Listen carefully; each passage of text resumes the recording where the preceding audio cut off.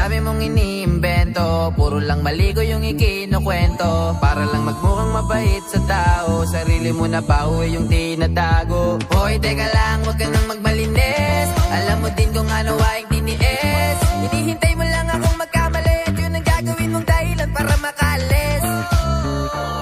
Kasi kinakalat mo na ako yung nagloko. Tama ba yan? Eh kaso lang